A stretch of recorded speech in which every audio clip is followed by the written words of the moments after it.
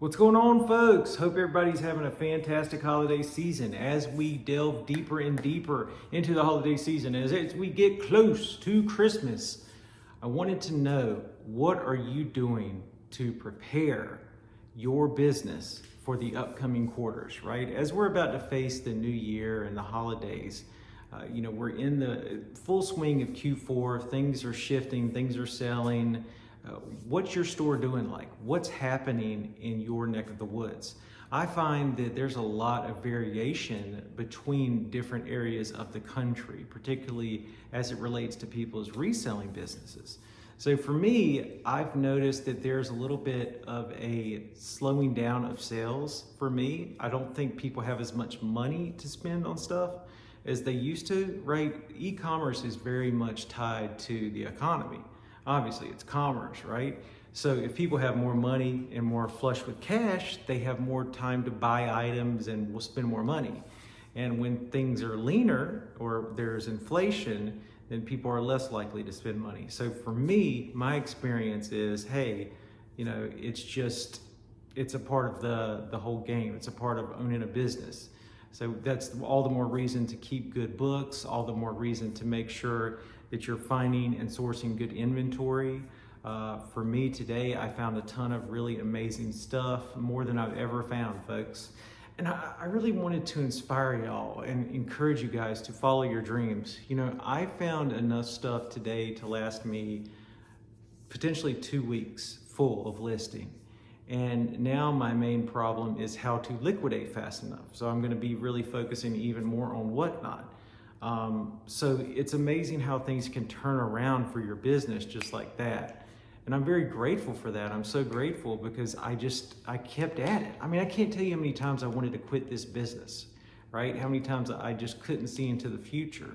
It just felt impossible. But you know what? Feelings are not facts. Feelings are not emotions.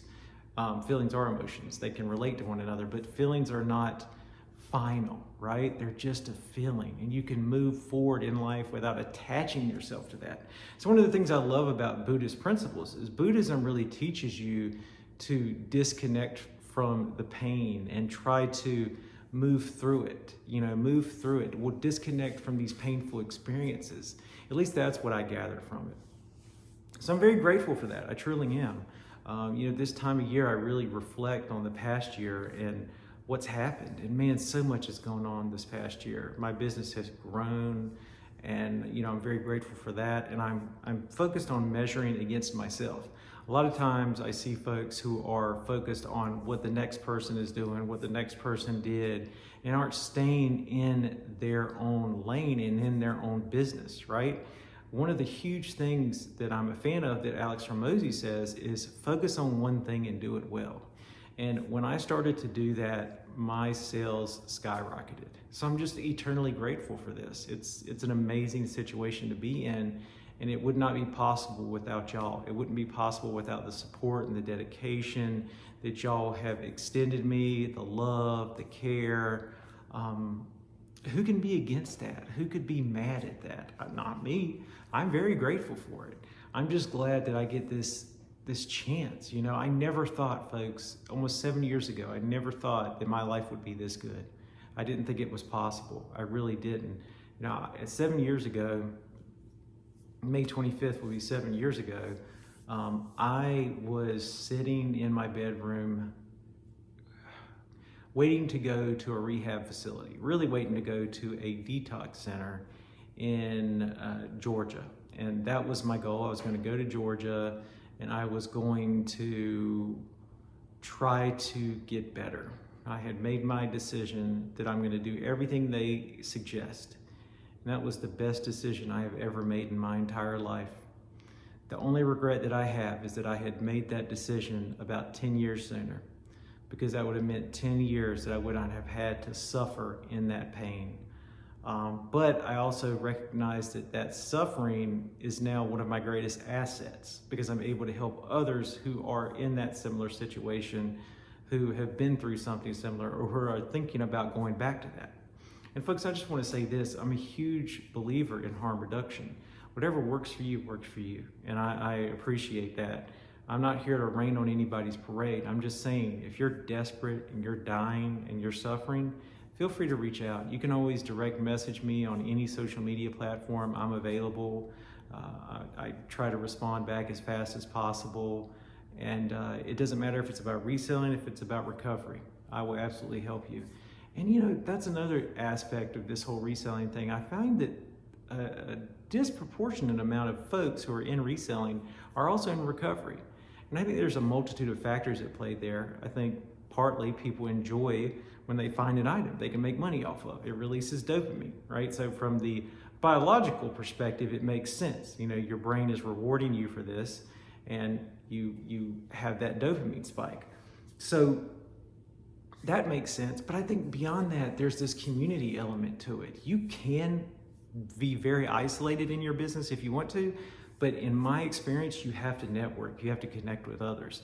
If you're not willing to do that, I'm telling you, it's not going to work. So my plans for 2025 are going to be focused more on networking, more on sourcing from different areas, not just from North Carolina, but from states all across the Eastern Seaboard. I'm really focused on, you know, building this thing out. I'd like to hire some employees.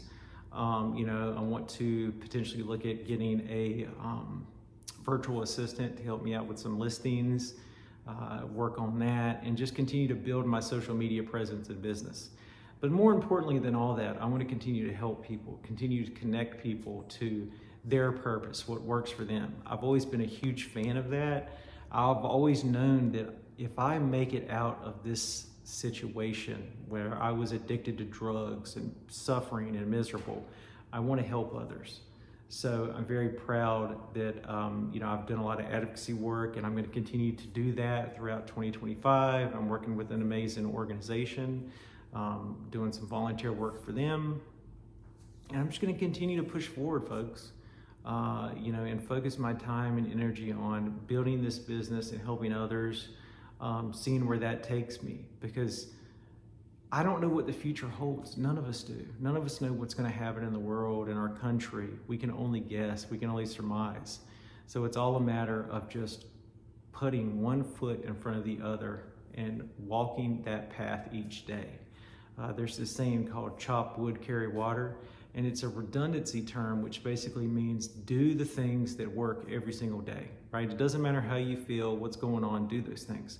Now, that also doesn't mean not to take breaks. I'm a huge fan of taking breaks, right? Because, I mean, it's a lot when you're working for yourself. So take that break when you need to. Breathe in, let out that air, you know, do meditation. I mean, I'm a huge fan of prayer, no matter what you believe. So do these things. These things in combination can really help you to live a much better life and help regulate that, what's it called? The nervous system. Right? Because we all have that to some degree. We all have to regulate our own nervous system. So be mindful of that for those who have been through trauma. You know, I also have been through trauma growing up and in life. Chronic post-traumatic stress disorder, I can tell you that that's another factor as well. So you just have to be mindful of all these different aspects and how can we combine them and how can we work on them and let them be a bonus, not a detraction from our business. I think there's a lot of different ways to really look at this from an objective point of view. So it's just amazing. It's amazing. And I do think that, you know, when I go out there, when I watch the news, I see a lot of negativity. But when I go talk to people one-on-one, I see a lot of positivity. I see a lot of people who are really loving and caring and truly enjoy each other. I think we should focus more on the positive, because I can tell you whatever energy you feed is going to win. If you focus more on positivity, you're going to get more positivity. If you focus more on negativity, you're going to get more negativity. So what are you feeding today? What are you focused on? For me, I'm focused on the positive, the exciting, the good, the glorious. That's what I want. I want to continue to help people, to continue to serve, to just put myself out there and be a true public servant. I think there's no better way to experience life. You know, I'll be 35 in January, and, you know, I have no delusion that in 5 more years from that date, I will be 40 years old. Folks, I never thought I would make it to 30, you know, so to be this age is a true blessing. but in a lot of ways, I've just started my life. I've just began my life. And I'm so grateful to be here. I'm so grateful. My life has never been better. And I keep saying that because I just can't believe it. I feel like, I've been so blessed, and I'm just eternally grateful. So folks, be sure to like, comment, subscribe. I appreciate y'all. Hope you guys have a wonderful holiday season, and I will catch you guys on tomorrow's video.